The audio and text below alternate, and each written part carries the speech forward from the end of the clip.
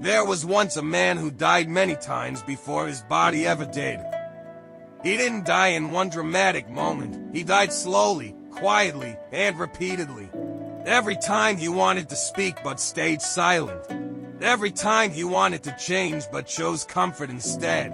Every time he looked in the mirror and pretended he was still becoming someone worth respecting.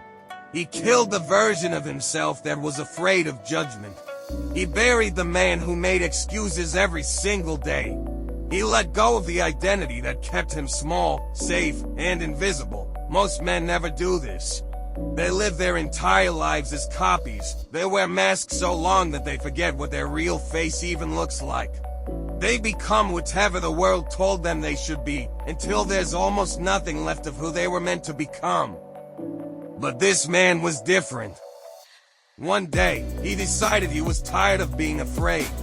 Not the kind of tired that makes you rest, the kind that makes you dangerous. He didn't just start waking up earlier or reading more books. He didn't just add new habits on top of his old life. He did something much harder. He killed who he used to be. He outlived the weak version of himself. He outlived the comfortable version. He outlived the man who played it safe and hoped life would eventually get better on its own. And in doing so, something shifted. He became quieter, but more powerful. He became calmer, but harder to break. He stopped explaining himself to people who never had the courage to live the life they wanted. The Romans understood this. They didn't believe in becoming better versions of themselves through comfort. They believed in forging themselves through fire. They knew that the man you are today must die for the man you're meant to become to take his place. This man understood that too. He accepted that growth isn't gentle. It requires death. Not physical death, but the death of old beliefs, old excuses, old fears, and old identities. He smiled at the version of himself that had to die, and then he buried him. And once that man was gone, something remarkable happened. He stopped waiting. He stopped negotiating with weakness.